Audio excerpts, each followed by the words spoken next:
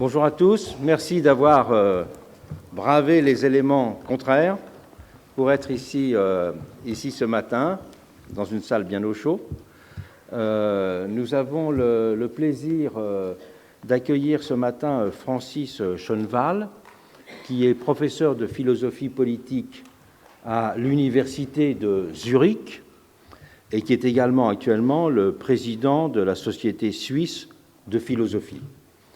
Francis Schoenwahl enseigne maintenant à Zurich, mais il a enseigné dans de nombreuses autres universités étrangères. Il a enseigné à Oxford, à Washington, à Paris et aussi en Amérique latine.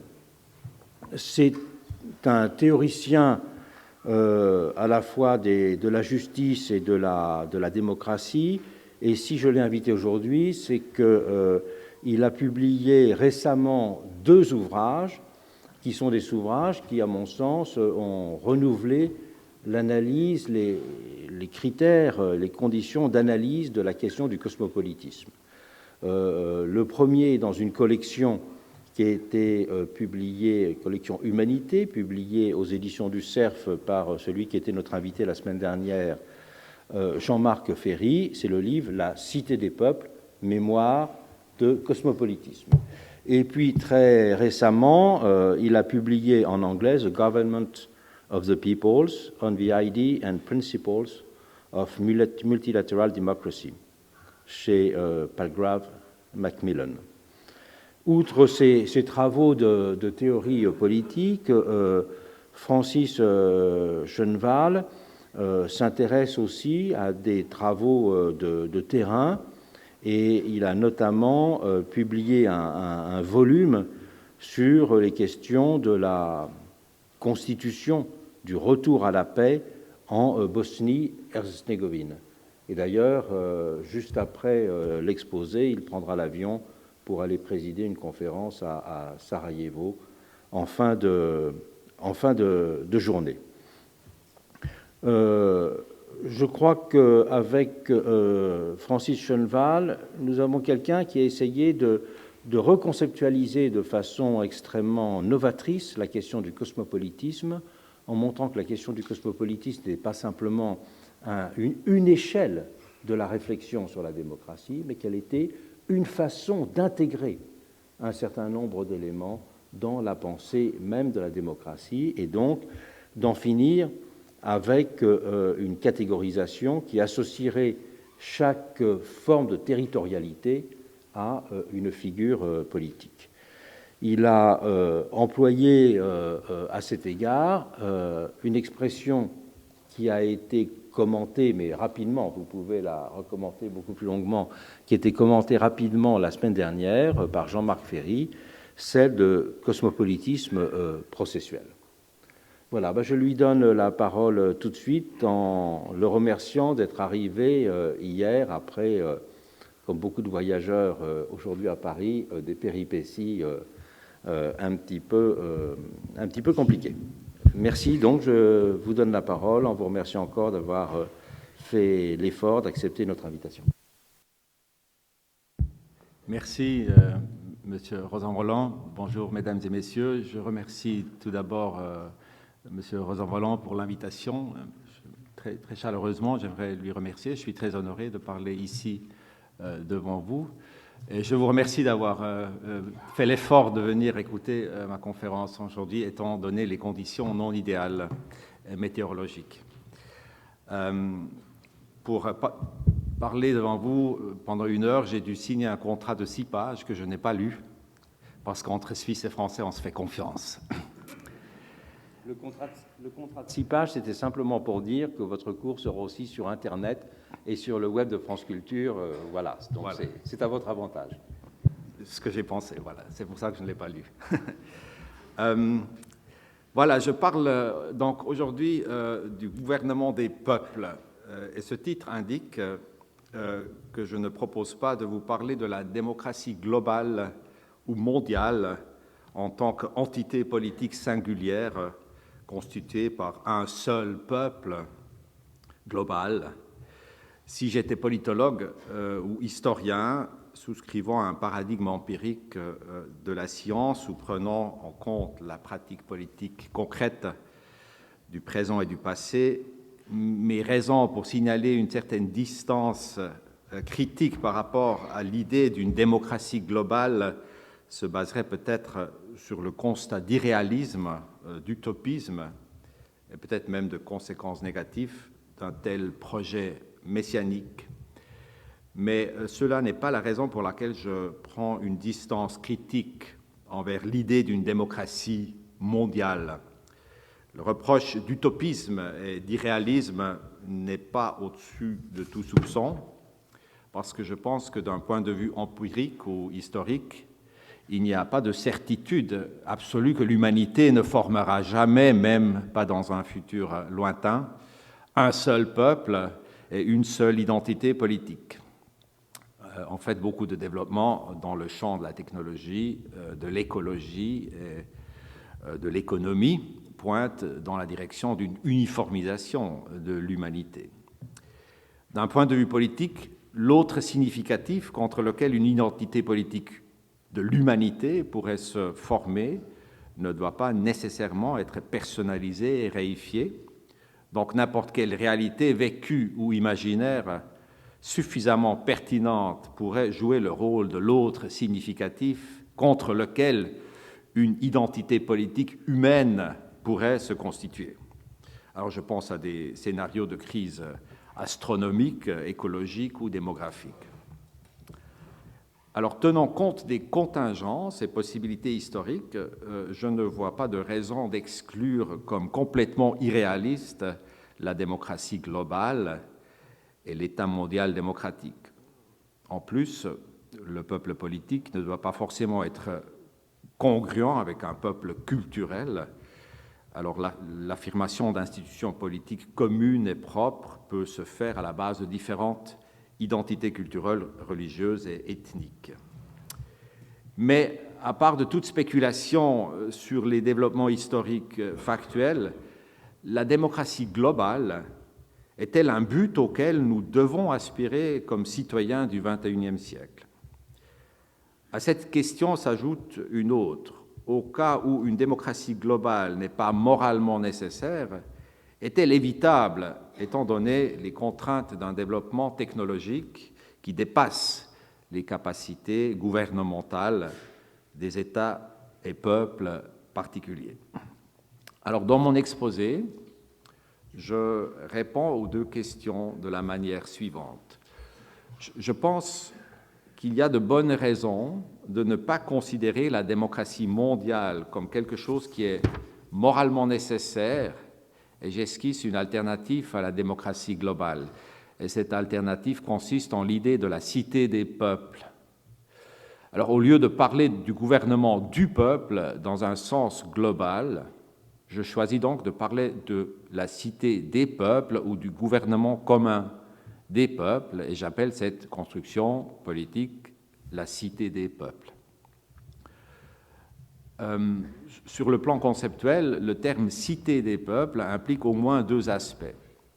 Primo, la pluralité des peuples. Et secondo, la nécessité que ces peuples gèrent un certain nombre de domaines avec des institutions gouvernementales communes. Alors, dans mon exposé, je ne pourrais pas résoudre la question si une telle cité des peuples serait en mesure d'affronter vraiment tous les problèmes transnationaux et globaux qui se posent aujourd'hui et demain. Mais selon la conception, la cité des peuples contient des institutions communes des peuples qui permettent, au moins en principe, d'affronter des problèmes qui dépassent les capacités des États-peuples particuliers. Alors je passe à une première question. Pourquoi cette pluralité des peuples est-elle légitime d'un point de vue normatif?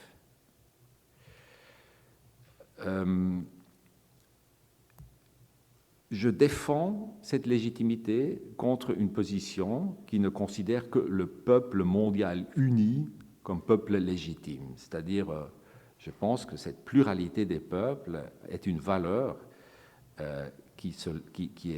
dont la légitimité peut être défendue. Et il n'est pas à mon avis, possible de considérer les peuples particuliers comme déficitaires sur un plan de légitimité, juste par le fait qu'ils soient particuliers.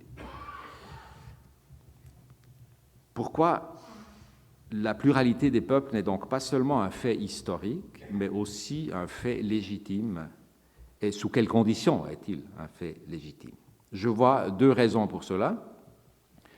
La première raison est un peu technique, philosophique, parce que c'est intéressant de considérer la théorie normative de la démocratie.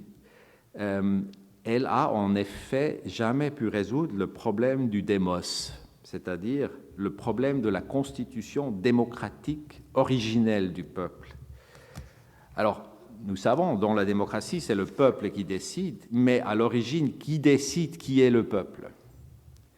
Et comment cette question pourrait-elle être résolue de manière démocratique? Alors, comment constituer un peuple démocratiquement à l'origine? Cette question est aporétique, elle reste irrésolue, il n'y a pas de réponse, et donc la théorie normative de la démocratie, quelque part, c'est une théorie incomplète. C'est-à-dire, nous disposons d'une théorie qui répond de manière plus ou moins satisfaisante à la question comment un peuple pourrait et devrait se gouverner démocratiquement, mais la question comment le peuple pourrait se constituer de manière démocratique à son origine est aporétique. Pourquoi? Si on essaie de donner une réponse subjective et procédurale à cette question, la réponse est circulaire. On présuppose le peuple pour constituer le peuple démocratiquement. C'est-à-dire la procédure démocratique présuppose que le nombre de ceux qui décident soit déjà déterminé, et donc on présuppose le peuple et on ne le constitue pas aboriginé. Pour cette raison, certains auteurs ont essayé de répondre à la question en se basant sur des principes objectifs. Alors, deux principes ont été candidats pour constituer un peuple démocratiquement, le principe de soumission à la contrainte juridique et le principe d'être affecté par des décisions collectives. Alors, selon le principe de soumission, font partie du peuple tous ceux qui sont sujets à la contrainte d'un ordre juridique. Mais cela présuppose l'ordre juridique et son extension sur les personnes. Alors un tel ordre n'aurait donc pas d'origine démocratique qui serait quelque part posé par un geste autoritaire à l'origine. Alors l'origine du démos, du peuple, serait de nouveau non démocratique quelque part. Selon l'autre principe, c'est le principe d'affectation, je l'appelle comme ça, je ne sais pas si c'est le terme technique adéquat, font partie du peuple tous ceux qui sont possiblement affectés par une décision collective. Alors, ce principe est critique plutôt que constitutif. Pourquoi? Le collectif qui prend la décision n'est jamais clairement délimité parce que les affectations possibles n'ont pas de limite claire, ni dans leur intensité, ni dans leur extension. Nous pourrions prendre la fuite en avant et postuler qu'en fin de compte, le principe d'affectation possible font un peuple mondial, parce que dans un monde interdépendant, toutes les décisions collectives affectent possiblement tout le monde d'une manière ou d'une autre. Comme disait Leibniz, tout est lié. Tout est lié. Alors, même cette surenchère cosmopolitique de l'affectation possible n'est pas suffisante. Elle n'est pas suffisante parce que les générations futures font aussi partie de ceux qui sont possiblement affectés par les décisions collectives. Alors, tout compte rabattu, le principe de possible affectation ne constitue pas un peuple, mais il le défait constamment au nom d'un possible dépassement, au nom de ceux qui sont possiblement affectés ailleurs ou à l'extérieur dans le futur. Alors, ce principe qu'en anglais on appelle the All Affected Interests Principle, ne résout pas le problème de la constitution démocratique du peuple, parce que il ne s'agit pas d'un principe constitutif, mais plutôt d'un principe critique. Il ne constitue pas le peuple, il le déconstruit constamment au nom de ceux qui sont possiblement à l'extérieur de la collectivité. À la base du principe de l'affectation possible, on peut déconstruire tout corps politique, tout corps collectif, au nom de son extérieur. Alors le problème du démos, le problème de comment est-ce que nous pouvons démocratiquement constituer un peuple, persiste. Et alors, que signifie la persistance du problème du démos? Il me semble que cela signifie qu'il n'y a pas de raison normative forte de privilégier un peuple global et uni sur un peuple particulier et une pluralité de peuples. Alors, parce qu'à l'origine, tous les peuples ont quelque part cette tâche d'une essence non démocratique, un péché originel, on pourrait dire. Tous les peuples, le peuple global inclus, sont imparfaits. La théorie normative de la démocratie est incomplète. Elle ne nous donne pas une réponse décisif à la question si dans le monde il devrait avoir un ou plusieurs peuples. Alors à cet argument normatif formel, on peut ajouter de bonnes raisons qui démontrent que c'est souhaitable qu'il y ait plusieurs peuples. Cela m'amène au deuxième point. La pluralité des peuples n'est pas seulement légitime prima facie, mais elle est souhaitable si elle représente la volonté des citoyens, des peuples, et si ces peuples sont gérés d'une certaine manière à la base de certains principes de justice. Avec cela, je me réfère donc à l'autodétermination des peuples et sa justification. Il me semble que ce droit est très important comme garde-fou normatif contre la violation de l'autonomie que représentent le colonialisme, l'impérialisme, l'incorporation politique des peuples contre leur volonté. Il est aussi un très important complément à tout principe d'égalité de traitement devant la loi, auquel, à mon avis, il est prioritaire. Au XVIIIe siècle, John Lint, un auteur anglais, a argumenté contre l'indépendance des colonies outre-Atlantique aux futurs États-Unis avec l'argument de l'égalité de traitement. Il disait que les sujets dans les colonies étaient en fait soumis aux mêmes lois, et ceci de la même manière que les sujets sur l'île britannique ou dans n'importe quel endroit de l'Empire. Alors, cet argument égalitaire méconnaît le fait que les sujets dans les colonies ne voulaient pas faire partie de l'Empire et que cette volonté à l'autodétermination collective est prioritaire au principe d'égalité de traitement. Imaginons-nous une situation dans laquelle le Danemark serait incorporé à l'Allemagne, mais les Danois auraient les mêmes protections de droits humains et fondamentaux que les Allemands. Les Danois auraient le même droit de participer aux élections du Parlement de Berlin. Les Danois auraient les mêmes droits aux prestations sociaux de Hartz IV, etc. Quel est le problème de cet arrangement ?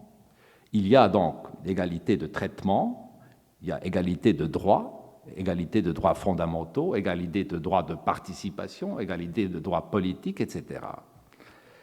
Alors, en quoi consiste le problème d'un tel arrangement ? Le problème consisterait en le non-respect de la volonté collective des Danois de former un peuple à part et de disposer d'institutions politiques, démocratiques propres.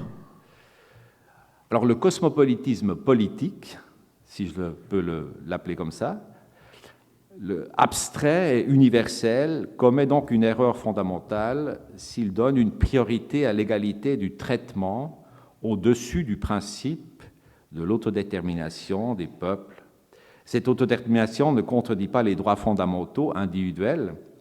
Elle est basée sur le droit individuel de la liberté d'association, et cette association peut avoir une revendication justifiée de former une entité politique légitime si l'association formée a la capacité de protéger les droits humains et fondamentaux et si elle est reconnue comme entité politique propre par ses citoyens.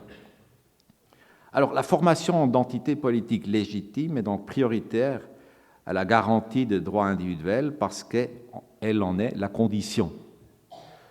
Aussi longtemps qu'il y a sur notre planète des citoyens qui revendiquent leur autodétermination collective en tant que peuple particulier, et qui ont la capacité de forger des institutions suffisamment robustes pour garantir des droits fondamentaux, la pluralité des peuples n'est pas seulement légitime, mais il me semble qu'elle est aussi souhaitable. L'autodétermination peut être comprise comme constituée par le fait que les citoyens reconnaissent des institutions politiques comme les leurs. Ça, c'est ce qui est important. Voilà donc deux bonnes raisons fondamentales pour considérer la pluralité des peuples comme légitime et même souhaitable sous quelques conditions. Je passe donc à la deuxième question, qui est le point 3 de mon exposé. Pourquoi les peuples devraient-ils avoir des institutions communes? Je pose cette question de nouveau d'un point de vue normatif, c'est-à-dire je ne me réfère pas à des interdépendances économiques ou technologiques et une certaine logique prudentielle, etc. Je demande, a-t-il des raisons prescriptives ou normatives en faveur d'un gouvernement commun des peuples? Alors, je vois une première raison dans le caractère transnational de certains droits fondamentaux individuels, tels que la liberté de quitter son pays, la liberté d'association privée, la liberté d'expression, de presse, de communication, etc. Il est vrai, et je l'ai dit, ce sont les États qui sont les destinataires des obligations de garantir ces droits, mais le groupe de personnes qui détiennent ces droits et qui peuvent les revendiquer, ce groupe n'est pas identique avec le groupe des citoyens de l'État qui se trouve sous l'obligation de les garantir. Et le territoire de réalisation de ces droits n'est pas identique avec le territoire de l'État dont une personne est citoyenne. L'acte de quitter son pays est un acte de caractère transnational. Les associations privées qui peuvent se fonder peuvent être transnationales, les ONG, les corporations, etc. Quant à leurs membres et à leur structuration organisationnelle, l'exercice de la liberté d'expression est de caractère transnational. Je parle devant vous sous la protection de la liberté d'expression garantie par la France à tout Français, à tout étranger sur le territoire. La liberté d'écrire des articles dans les journaux français sur la politique française n'est pas restreinte aux Français, elle est universelle. Alors, les droits que je viens de nommer constituent une dimension délibérative transnationale de tout peuple qui garantit ses droits individuels. Il crée donc un espace de libre-échange d'idées, de communication et d'association qui est constitutif pour la démocratie particulière, nationale, à condition qu'elle soit libérale dans le sens qu'elle garantit des droits individuels de nature transnationale. Alors, au même temps, ces droits ouvrent le peuple dans le sens transnational non déterminé. Alors, le peuple dans le sens formel, c'est-à-dire le peuple qui va aux urnes, le peuple qui vote, le peuple qui décide, c'est un peuple limité. À chaque moment, le groupe de citoyens qui ont ce droit de vote, d'acte politique officiel, c'est un groupe limité. Mais le peuple qui délibère, le peuple qui s'échange en communication sur les idées, ce peuple délibératif, si je puis dire, est toujours un peuple ouvert. Il y a donc deux dimensions du peuple. Il y a une dimension formelle fermée et il y a une dimension informelle, délibérative, qui est ouverte. Et un tel peuple ouvert est affecté par la garantie de droits transnationaux aux non-ressortissants. Alors, en matière économico-sociale, un peuple est possiblement affecté de manière négative ou positive selon ses propres critères. Un peuple qui garantit donc les droits fondamentaux de caractère transnational ouvre son flanc quelque part à l'extérieur. Il dispose par conséquent, à mon avis, d'une certaine justification de demander aux autres peuples la réciprocité et reconnaissance mutuelle dans les garanties, et elle dispose d'une certaine justification de compter sur une gouvernance commune des problèmes qui peuvent résulter de la transnationalisation de certains droits individuels fondamentaux. Alors les citoyens de peuples garantissant les droits transnationaux, de leur part, ont le droit de profiter d'une garantie de droits transnationaux en dehors de leur propre pays. Et voilà donc pourquoi, en principe, les peuples garantissant les droits individuels de caractère transnationaux, je les appelle tout simplement les peuples libéraux, ont droit de demander aux autres peuples d'entrer en société avec eux et d'établir un gouvernement commun de la dimension transnationale de leurs affaires. C'est-à-dire, il me semble, que les peuples de tel caractère peuvent légitimement attendre des autres peuples de s'engager en un régime commun de la dimension transnationale de leur vie politique, sociale et économique. Alors, à la base de cette argumentation, j'arrive à une première conclusion de mon exposé.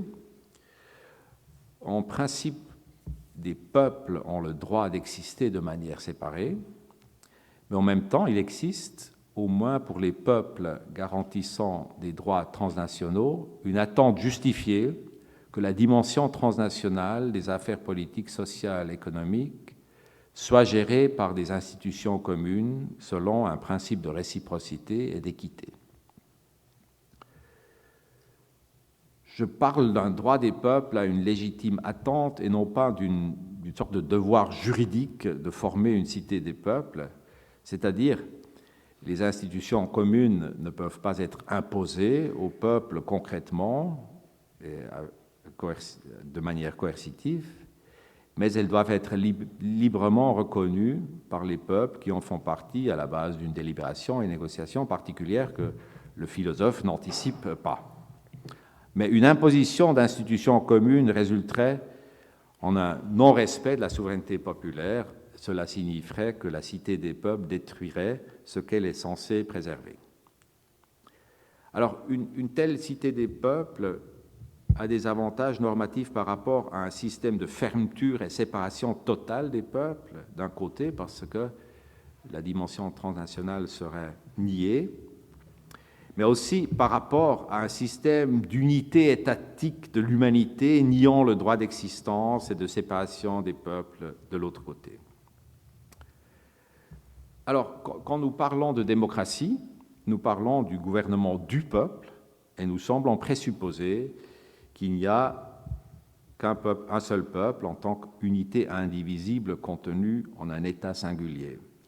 Cette vision de la démocratie n'est pas seulement pas au pas avec la réalité des peuples pluriels et interdépendants, mais cette vision de la démocratie se trouve aussi inadéquate par rapport au fondement conceptuel de la démocratie, au moins de la démocratie, je l'appelle libérale, c'est-à-dire garantissant les droits fondamentaux et transnationaux. Alors la démocratie particulière, elle est quelque part, en garantissant des droits transnationaux et fondamentaux, elle est le jury d'un cosmopolitisme possible. Elle est une sorte de société cosmopolitique provisoire à un échelon inférieur. Alors, à mon avis, il y a de bonnes raisons conceptuelles et normatives en faveur de la pluralité et de la pluralité des peuples et du gouvernement commun des peuples. Je passe maintenant au quatrième point de mon exposé. J'aimerais parler un peu des concepts de cité de peuple et de modèles, possibles modèles de cité de peuple d'une manière un peu plus concrète,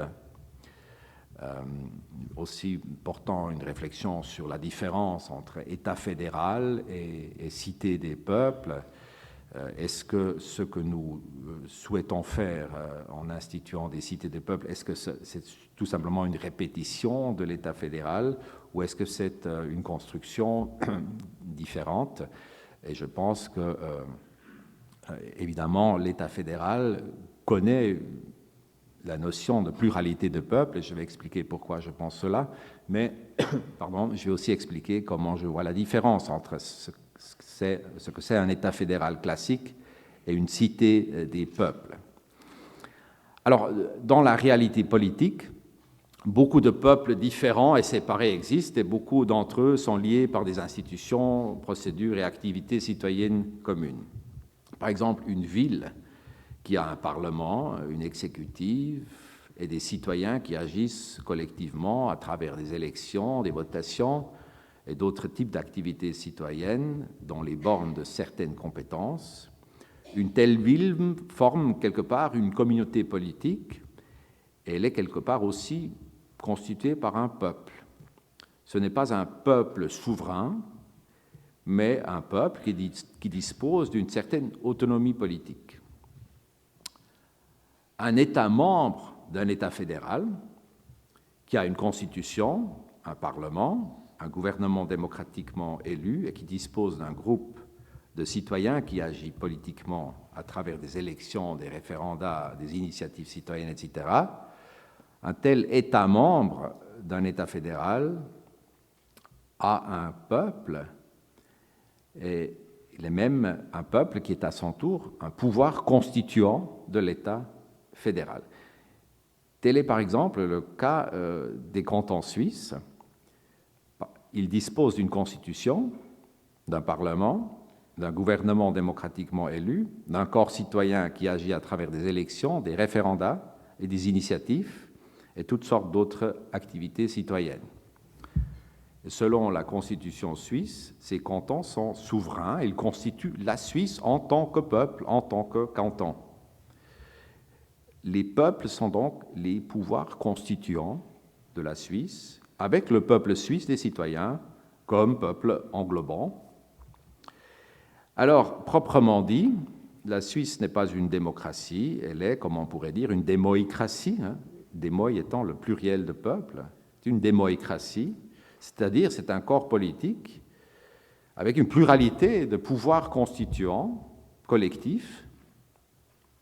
Alors, d'appeler d'un tel système une démocratie donne la fausse impression d'une singularité de peuple, là où, dans la réalité, il s'agit d'un consensus entre peuples de constituer ensemble un corps politique dont les pouvoirs constituants, dont le pouvoir constituant n'est pas un corps citoyen unique et singulier, mais un corps de peuples et de citoyens, et qui cherche à équilibrer les intérêts fondamentaux des citoyens avec les intérêts des peuples en tant que collectivité de citoyens.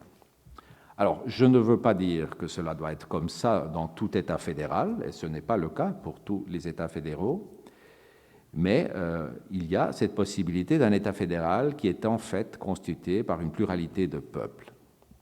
Alors, tout ce que je dis, c'est qu'il y a cette possibilité conceptuelle de démoïcratie, de pluralité de peuples dans l'État fédéral.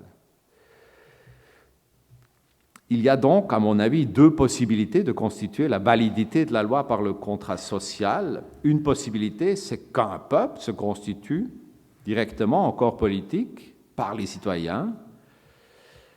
Ceux-ci sont le pouvoir constituant et le peuple. Ce pouvoir constituant fonde plusieurs pouvoirs constitués, tels que le gouvernement, le Parlement, etc. Mais la deuxième possibilité, c'est que les peuples s'unissent en tant que pouvoir constituant collectif pour fonder la validité d'un corps politique de peuple dans le pluriel. Alors, une démocratie dispose d'un pouvoir constituant, une démoïcratie dispose de plusieurs pouvoirs constituants. Je l'ai ici, c'est un peu schématique, mais pour vous orienter de manière plus simple, comment je vois donc la différence entre une démocratie et une cité des peuples. L'idée de base est tout simplement que la cité des peuples, qu'on peut appeler démocratie ou démocratie multilatérale, on ne va pas faire une discussion sur les mots. L'idée de base, c'est qu'il y ait une pluralité de pouvoirs constituants dans la cité des peuples. Alors, les peuples d'une ville, d'un État membre, d'un État fédéral, d'un État-nation, ont tous un statut différent. Et ils sont liés à d'autres peuples de manière différente. Dans les relations et organisations internationales classiques, il me semble inatteignable de parler de cité des peuples ou de démocratie, parce qu'il n'est pas le cas que tous les peuples des États membres sont gouvernés démocratiquement à l'intérieur, et dans leurs relations externes, leurs actions politiques ne sont pas suffisamment soumises à des contraintes institutionnelles communes et locales reflétant un projet politique commun. Et ces institutions internationales ne doivent pas rendre des comptes aux citoyens directement. Mais dans certaines organisations multilatérales, le statut des États membres varie selon le degré d'institutionnalisation. Et il me semble qu'il y a une tendance selon laquelle beaucoup des organisations s'éloignent de l'organisation internationale classique. Un nombre croissant d'organisations multilatérales sont basées sur des règles et non plus sur des accords diplomatiques du cas par cas. Elles sont dotées de dispositions d'adjudication et de juridiction propres.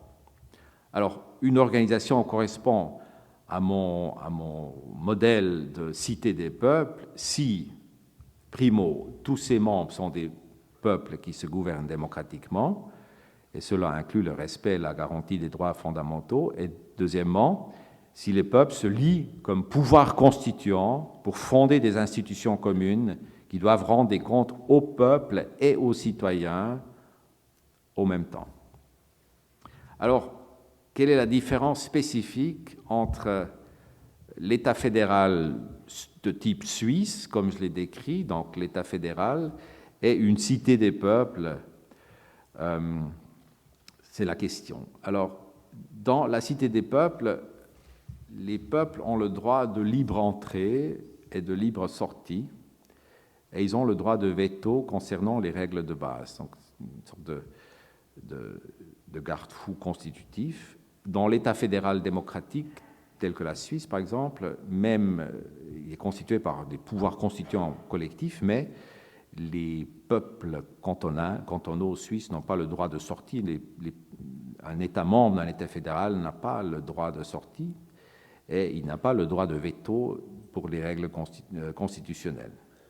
C'est-à-dire que dans un tel État fédéral constitué par des peuples, ces peuples ne peuvent pas être incorporés ou anéantis, mais ils n'ont pas un droit de veto. Dans une cité des peuples, le droit de sortie et le droit de veto garantissant la non-domination des peuples est donné. Et dans un tel système, aucun peuple n'est donc incorporé contre sa volonté, aucun peuple n'est soumis à une règle de majorité de peuple ou double majorité contre sa volonté, et la souveraineté populaire est exercée dans un sens positif si les peuples décident ensemble. Alors, voilà, il me semble que, de nouveau un peu schématique, mais pour orienter un peu la réflexion conceptuelle. Alors, un État fédéral de type suisse, où il y a des cantons qui sont officiellement souverains, mais ils n'ont pas le droit de sortie, n'ont pas le droit de veto, mais ils doivent être respectés comme pouvoir constituant. Donc, je crois que c'est impossible qu'une majorité de cantons suisses vote l'abolition d'un certain canton. Disons, d'anéantir le canton de Schwyz ou le canton d'Uri par une votation fédérale serait, à mon avis, une lésion de l'accord fondamental sur lequel est posée la Suisse. Voilà donc un peu le modèle conceptuel et schématique de la cité des peuples. pour le distinguer de l'État fédéral. Maintenant, on peut se poser la question, et c'est la cinquième partie de mon exposé, la question un peu plus précise, quels seraient des principes de justice politique d'une cité de peuple? Alors, puisqu'il s'agit d'un autre type de construction politique qu'une démocratie avec un seul peuple, il me semble qu'on ne peut pas tout simplement appliquer ce que nous savons et connaissons de la démocratie nationale et unitaire à la cité des peuples. Il y a une différence spécifique, et je ne vais que parler sur la différence spécifique parce que, évidemment, un certain nombre de valeurs de démocratie restent les mêmes. Qu'on parle d'une démocratie municipale ou d'une démocratie nationale ou d'une cité des peuples, il y a un ensemble de valeurs démocratiques qui restent les mêmes. Alors, je ne parle maintenant que de la différence spécifique de la cité des peuples. Qu'est-ce qu'on ajoute, qu'est-ce qu'il faut ajouter à la réflexion pour concevoir la justice politique d'un gouvernement des peuples? Alors, il me semble évident qu'on ne peut pas tout simplement projeter la démocratie nationale sur la cité des peuples et de répéter quelque part les structures et les institutions à un échelon supérieur. On est témoin d'une transformation aussi de la démocratie, si vous voulez, d'une deuxième ou troisième transformation de la démocratie. La démocratie, elle est née dans l'État cité, dans la ville. Elle a été transposée à l'État national avec une transformation, un passage à la démocratie représentative. Et la cité des peuples est quelque part une troisième transformation de la démocratie. On parle, où on passe à une cité des peuples, donc un gouvernement des peuples ensemble. Alors, d'après cette conception idéale typique, la cité des peuples naît de la volonté des peuples de poursuivre un projet politique commun, mais elle est aussi limitée par la volonté des peuples de ne pas se fondre en un seul peuple, de préserver la souveraineté populaire.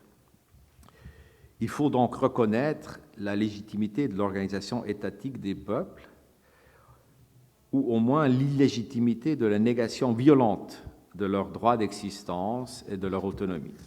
Alors, tout processus raisonnable de réalisation du droit transnational doit donc passer par ces États-peuples et les transformer de manière civilisée par une structuration de leurs relations mutuelles. D'autre part, comme je l'ai essayé de montrer dans la première partie de mon exposé, les droits individuels et leur caractère transnational font partie de la structure normative de la cité des peuples.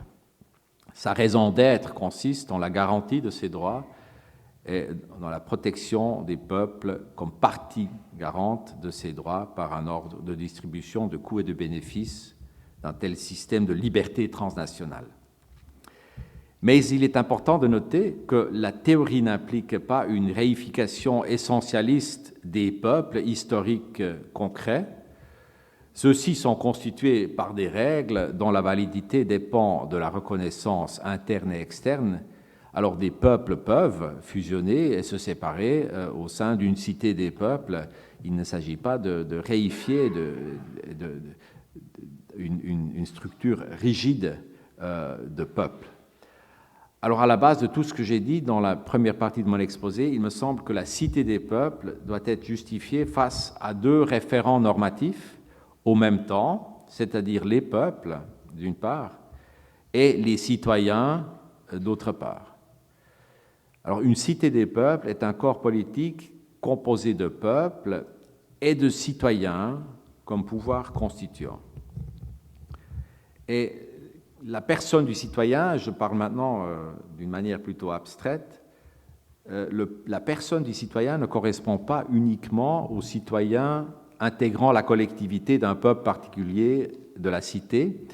Le citoyen envers lequel la cité des peuples doit être justifiée est un citoyen possiblement sédentaire et possiblement mobile ou transnational. Alors, une théorie de justice de la cité des peuples doit donc se référer à deux types d'intérêts fondamentaux, les intérêts fondamentaux des peuples et les intérêts fondamentaux du citoyen sédentaire ou transnational, migrant, etc.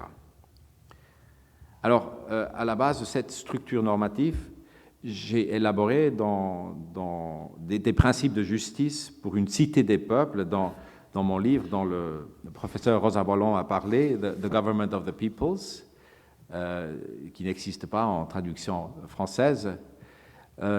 Alors, l'idée de base de mon livre, c'est une construction par l'expérience de pensée d'une situation originelle, c'est-à-dire cette situation originelle contient des représentants de peuples et des représentants de citoyens qui correspondent aux deux piliers normatifs de la cité des peuples. Alors, puisque nous cherchons à justifier des principes normatifs, nous ne pouvons pas simuler une situation de négociation réelle contenant de graves asymétries de pouvoir. Les représentants doivent donc choisir leurs principes en conditions d'équité, et ces conditions d'équité sont approximées dans ma méthode par la disposition que ces représentants ne disposent pas de certaines informations sur leur situation sociale et leur pouvoir. Ils doivent donc forcément se mettre à la place de l'autre, puisqu'ils ne savent pas s'ils sont l'autre ou eux-mêmes. En langage technique, on dirait qu'ils doivent se trouver derrière un voile d'ignorance. Ils ne connaissent pas leur position de pouvoir, leur taille de pays, leur situation sociale en tant que citoyens, etc. Alors, les citoyens ne savent pas s'ils sont des citoyens sédentaires dans un peuple particulier ou s'ils sont des citoyens migrants d'un peuple à l'autre. Cette disposition normative de manque d'information est une idéalisation, bien entendu, mais ce genre d'argumentation fait partie de beaucoup de modèles formels, modèles d'expérience de pensée. Il existe des modèles d'idéalisation d'information complète, qui est aussi une idéalisation considérable, et il existe des modèles d'idéalisation de manque d'information. Alors, dans mon modèle, qui est inspiré par John Rawls, il s'agit d'une idéalisation que tout le monde manque les mêmes types d'informations afin de pouvoir déterminer quels principes on choisirait sous de telles conditions, quels sont les principes qui sont acceptables à des représentants de peuples et à des représentants de citoyens, migrants ou sédentaires, derrière un voile d'ignorance. Et la thèse est la suivante, et je résume un peu mon livre, mais pas de manière extensive. Alors, les principes spécifiques pour une cité des peuples sur lesquels les représentants de peuples et de citoyens peuvent s'accorder derrière le voile d'ignorance sont défendables comme principe de justice de la cité des peuples. Et dans mon livre, je formule 7 principes à la base de cette méthode. Je vous donne ici la liste, et il y a une très belle phrase là derrière, dehors, sur les vérités acquises. Alors, ces principes que je vous propose ne sont pas des vérités acquises, ce sont des orientations normatives que je propose à la base de ma réflexion et de ma méthode. C'est un choix méthodique, ça reste à discuter, mais il me semble qu'une discussion sur la justice politique de la cité des peuples tourne autour de tels principes de justice politique. Et il me semble, si on nie un des principes que je viens de vous proposer, qu'il y a une certaine lésion de droits fondamentaux ou d'intérêts fondamentaux de peuples ou de citoyens, d'une part. Maintenant, je ne vais pas vous élaborer, vous expliquer, discuter tous ces principes, mais juste faire quelques commentaires là-dessus. Alors, il y a un premier principe qui me semble fondamental, c'est le principe de souveraineté du pouvoir constituant d'un peuple quant à l'adhésion, à la sortie et au changement de règles constitutionnelles de la cité des peuples. Si on nie ce principe, il y a un danger de domination d'un peuple, il y a un danger de méconnaissance de l'égalité des peuples. un deuxième principe de non-discrimination et un troisième principe de réciprocité, de garantie de droits fondamentaux. Je ne vais pas m'attendre là-dessus. Un quatrième principe qui me semble important et qui nous montre comment, à la base de l'idée de cité des peuples, on peut transformer les relations internationales classiques. C'est ce principe de co-décision par toutes les expressions institutionnelles du peuple, c'est-à-dire une vraie cité des peuples, ce n'est pas l'intergouvernementalisme classique, mais c'est des institutions communes qui reflètent toutes les expressions institutionnelles du peuple, c'est-à-dire une cité des peuples est gérée par un gouvernement de gouvernement, par un parlement de parlement, par une cour constitutionnelle de cours constitutionnelles. C'est-à-dire ce principe de codécision doit s'appliquer à toutes les, à mon avis, à toutes les expressions institutionnelles des peuples, et cela transforme considérablement les relations internationales classiques, et c'est à mon avis là où on essaye de réinsérer la démocratie en les relations internationales. Maintenant, je dis gouvernement des gouvernements, un parlement des parlements, une cour constitutionnelle des cours constitutionnelles. Je ne veux pas entendre ça de manière rigide. Évidemment, il y a sur le plan concret comment réaliser ce principe plusieurs possibilités. Il peut y avoir des procédures de codécision entre les parlements nationaux. Il ne faut pas forcément construire un nouveau bâtiment et d'avoir un parlement de parlement. Voilà, sur le plan de concrétisation, je laisse ouvert, à mon avis, beaucoup de possibilités. Mais le principe, c'est que dans la décision législative ou dans les décisions législatives du gouvernement des peuples, doivent être impliqués les parlements nationaux de manière substantielle, doivent être impliqués et dans la juridiction constitutionnelle de la Cité des peuples, doivent être impliqués les cours constitutionnels de tous les membres, et pas seulement certaines cours constitutionnelles, etc. Donc, c'est un principe de codécision de toutes les expressions institutionnelles des peuples. Sur le plan linguistique, évidemment, quand on parle de migration, la question linguistique est toujours importante. Je réfléchis là-dessus dans le sixième principe. Il me semble que derrière un voile d'ignorance, si vous ne savez pas si vous êtes un citoyen sédentaire ou un migrant qui arrive dans un pays, comment est-ce qu'on décide la question linguistique ?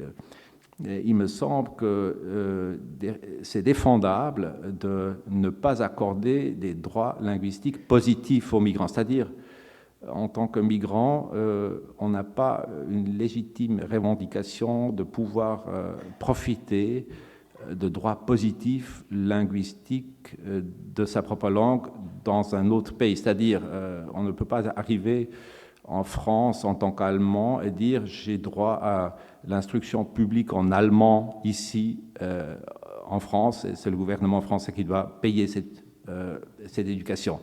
Il me semble qu'un principe de réciprocité ne défend pas cela.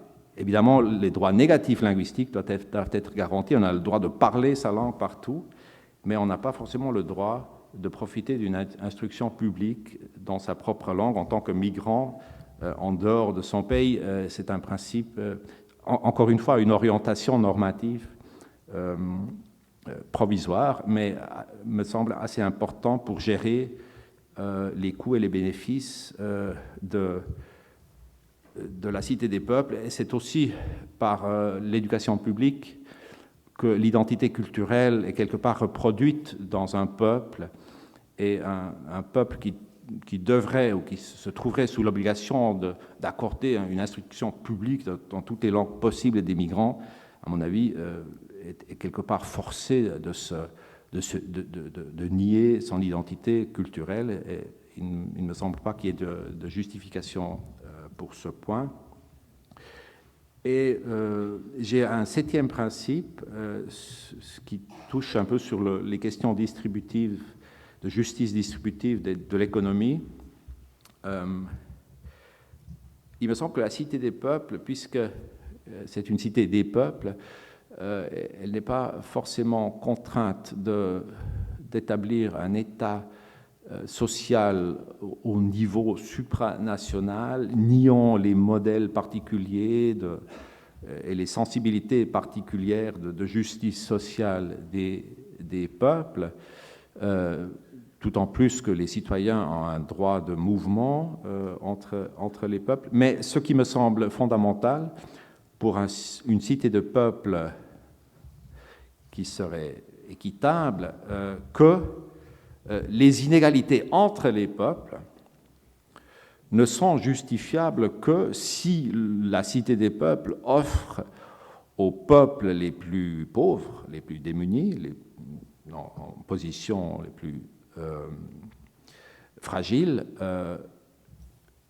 la possibilité d'avancer proportionnellement plus que les peuples les plus riches. C'est-à-dire, une cité de peuples juste offre à tous les peuples membres une perspective d'avancer dans leur prospérité.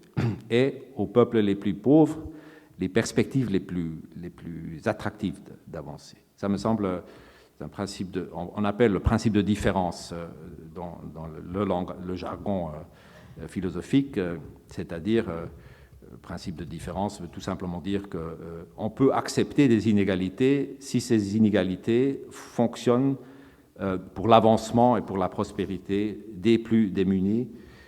S'il y a une sorte un système où, dans une cité des peuples, les peuples les plus pauvres deviennent chaque fois plus pauvres, évidemment, la cité des peuples ne pas être considérée comme une cité de peuples juste. Maintenant, comment on arrive à réaliser cette construction, ça c'est évidemment une question difficile que je laisse aussi partiellement aux économistes, mais il me semble qu'il peut y avoir certainement, dans l'idée d'une cité des peuples, est une sorte d'idée aussi, une idée de solidarité, de transfert, pas forcément seulement de l'argent, mais de transfert de connaissances, de transfert de capacités, etc., pour que les peuples les plus pauvres puissent avancer.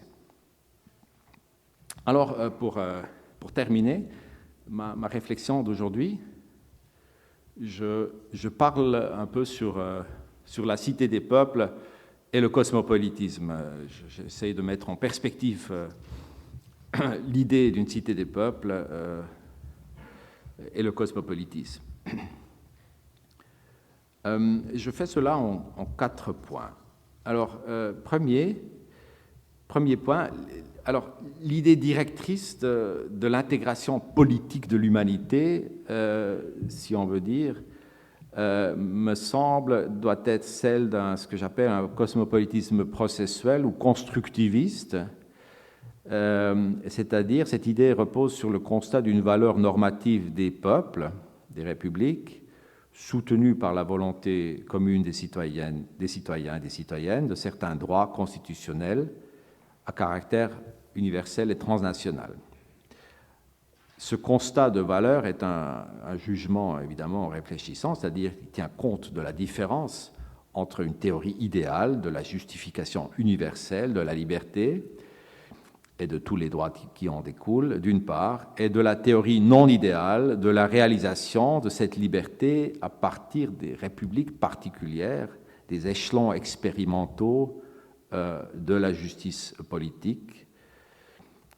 Ça, c'est le premier point. Deuxième point, il me semble que l'intégration politique au-delà de l'État-peuple ou de l'État-nation, au-delà de la République, ne peut être pensée que dans un mode, ne peut pas être pensée dans un mode de négation nécessaire des peuples particuliers, ni dans un mode de négation des libertés, des droits constitutionnels et transnationaux.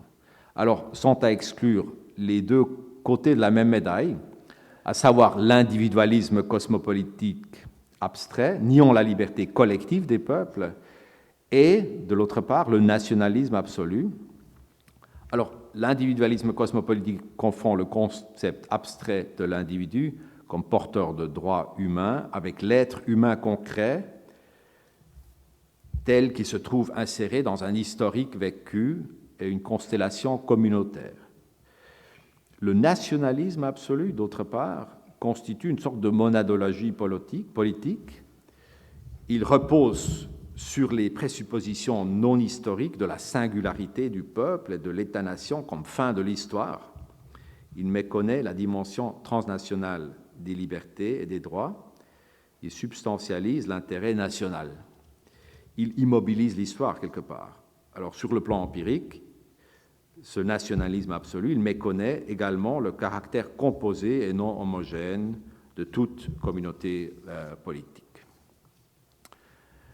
Troisième point, le modèle cosmopolitique est donc celui d'une intégration libre, graduelle et dynamique entre les peuples qui reconnaissent et réalisent les principes de la démocratie libérale qui se lient par des traités.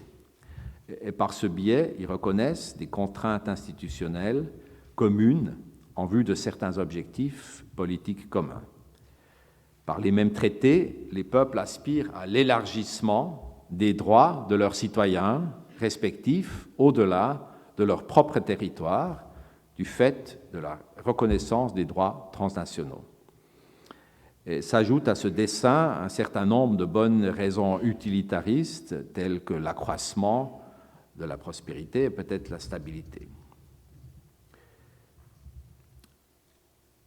Quatrième point.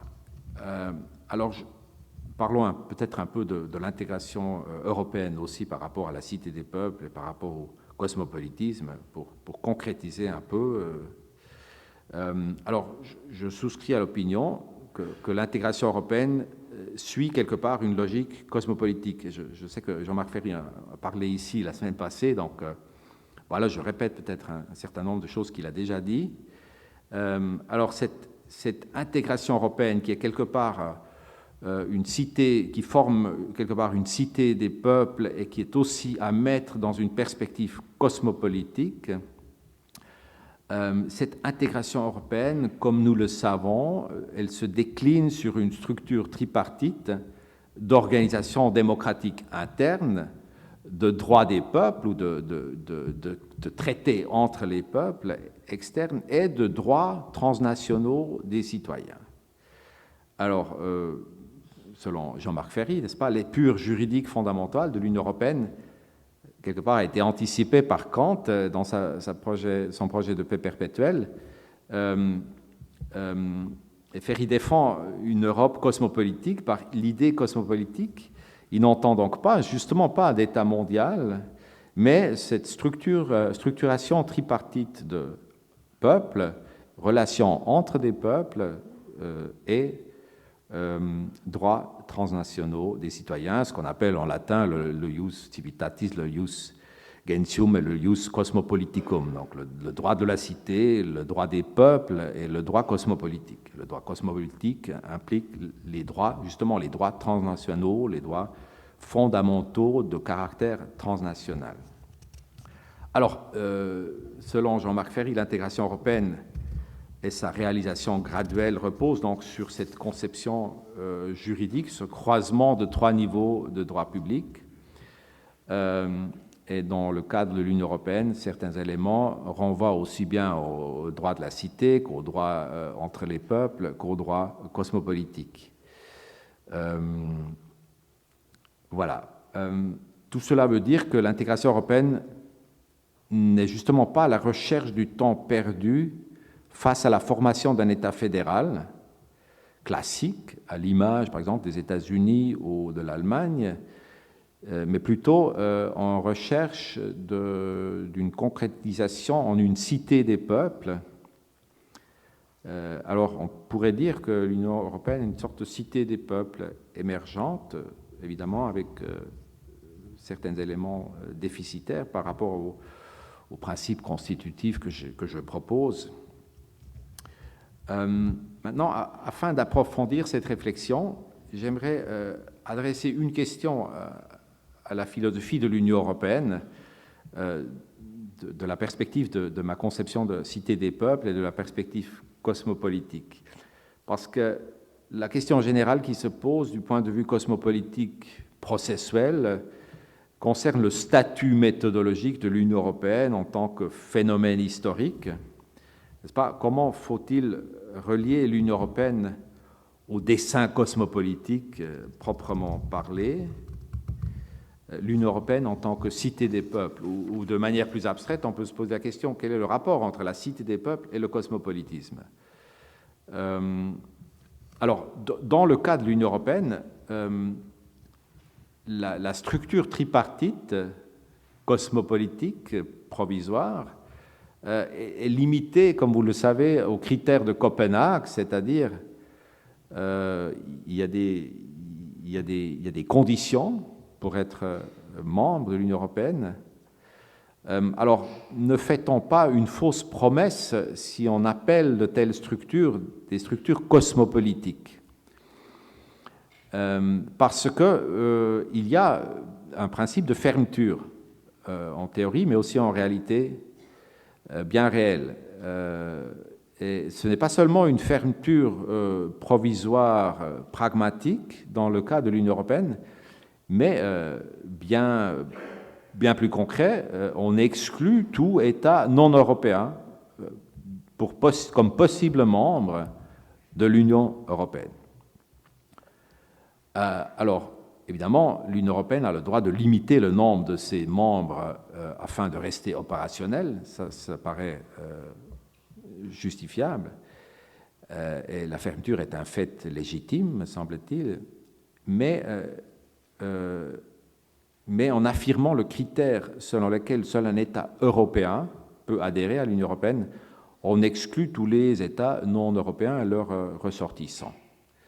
Et cette exclusion formelle de tout État et ressortissant non européen implique aussi une question plus fondamentale. Ne faudrait-il pas renoncer à l'identification du paradigme cosmopolitique avec une structure politique concrète, contingente et historique telle que l'Union européenne?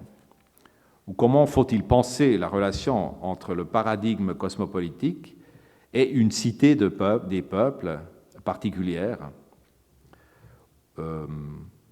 plus concrètement? Alors, il me semble qu'il faut distinguer entre un principe de fermeture et la réduction de la structure tripartite du modèle européen à un des trois éléments, à savoir la République, l'arrangement des peuples ou le ius gentium et les droits fondamentaux. Alors ce troisième élément, les droits transnationaux, ne peut pas connaître de fermeture stricto sensu selon un modèle cosmopolitique. Chez Kant, par exemple, il n'y a pas le droit cosmopolitique s'applique à tout être humain et non pas à un ressortissant d'une cité de peuple ou d'un État-nation particulier. Et l'Union européenne limite la portée de ces droits fondamentaux. Mais la grande différence avec le cosmopolitisme kantien consiste en le fait que le contenu des droits des citoyens européens est beaucoup plus grand, beaucoup plus substantiel que le droit cosmopolitique chez Kant, qui se limite à un droit d'hospitalité. Alors, cela veut dire que l'Union européenne va beaucoup plus loin dans la réalisation de droits transnationaux que la structure cosmopolitique kantienne. Alors on peut dire que sur ce point précis, les droits transnationaux, l'Union européenne a franchi un pas au-delà du modèle cosmopolitique kantien vers un modèle de cité des peuples qui garantit une réciprocité complète des droits transnationaux entre les peuples, mais limite cette réciprocité à des peuples membres, donc par un principe de fermeture.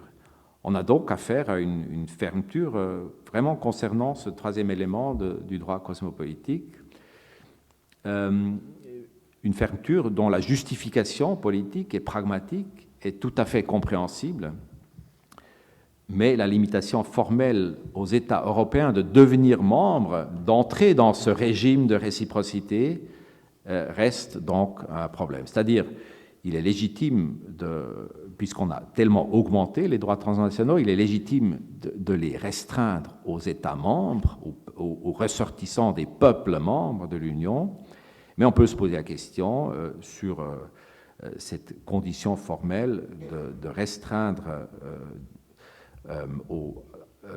de devenir un peuple membre au peuple européen, pour ainsi dire.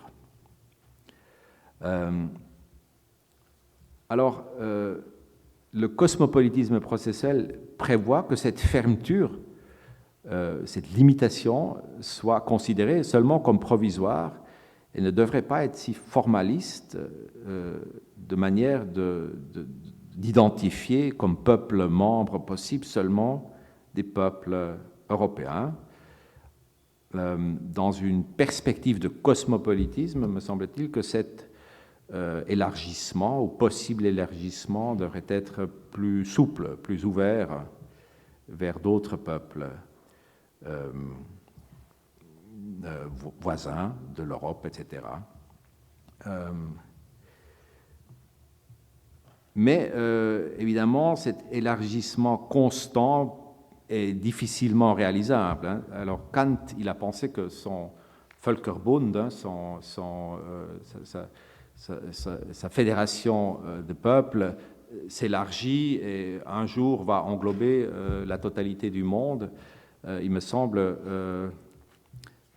ça me semble difficilement concevable pour l'Union européenne, une sorte d'idée que l'Union européenne est le commencement d'une cité des peuples émergente et elle va tout simplement s'accroître sur le monde entier. Il me semble qu'il est plus pragmatique de penser une pluralité de cités des peuples émergentes. Ça me paraît plus faisable. Il faut donc ajouter que le mode de réalisation doit être pensé au pluriel, comme une sorte de multilatéralisme compétitif, si vous voulez, ou une sorte de pluralité de cités des peuples. Et une telle position n'est plus kantienne, évidemment, parce que Kant semble avoir vraiment pensé que le Völkerbund pouvait s'accroître graduellement pour un jour englober le monde entier. Alors le mode de réalisation du cosmopolitisme processuel doit être pensé comme une pluralité de processus d'intégration en cité des peuples. Il peut y avoir une mimésis de plusieurs cités des peuples, etc. Ces ordres ont leur source de légitimation, un principe de division morale du travail quant à la production de biens publics et de garantie de droits transnationaux. Alors, le cosmopolitisme processuel implique que la nouvelle formation de peuples reste possible d'un point de vue normatif, et le modèle tripartite ne prescrit pas de manière concrète qui sont les peuples qui font partie du système. Alors, il ne faut pas immobiliser et substantialiser les peuples, c'est-à-dire, il reste a priori concevable que, selon ce modèle, l'Union européenne franchit le pas vers un État fédéral. Ce n'est pas philosophiquement à exclure, ce n'est pas une impossibilité catégorique, mais à la lumière du cosmopolitisme processuel, un tel État fédéral européen, qui serait un État avec plusieurs pouvoirs constituants, un peu comme la Suisse, mais même un tel État fédéral devrait à son tour s'intégrer dans une cité de peuples, s'ouvre vers d'autres peuples qui garantissent la réciprocité des droits transnationaux, etc. Alors, au sein d'un système, il peut y avoir des fragmentations, des réductions de complexité, des fusions d'États, des cessions. Alors, il me semble que le cosmopolitisme nous interdit justement d'immobiliser le processus civilisationnel en Europe et en dehors de l'Europe. Le cosmopolitisme met en valeur l'acquis institutionnel de l'Union européenne, me semble-t-il, mais nous pousse à le dépasser quelque part dans la mesure du possible vers d'autres horizons, parce qu'un eurocentrisme cosmopolitique est une contradiction. Alors, je ne vois pas d'incompatibilité entre l'affirmation selon laquelle L'Union européenne actuelle se dessine d'après le paradigme cosmopolitique. C'est un scénario de consolidation de certains États membres de l'Union européenne en une structure étatico-fédéraliste. Ça, c'est possible, mais à condition que cette structure puisse elle-même s'intégrer dans une prochaine étape du cosmopolitisme processuel englobant des États européens, peut-être non européens. Alors l'Union européenne ne devrait donc pas se contenter d'une régression étatiste en s'organisant en État fédéral superpuissant. Si les citoyens et les peuples souhaitent, la formation d'un tel État est légitime, évidemment, mais l'esprit d'intégration européenne devrait dans ce cas être accompagné par une poursuite de la construction au-delà de cet État fédéral, au-delà de cette cité des peuples possible, vers un progrès civilisationnel qui inclut évidemment des États et des démocraties non européennes. Je vous remercie beaucoup pour votre patience et pour votre attention. Merci.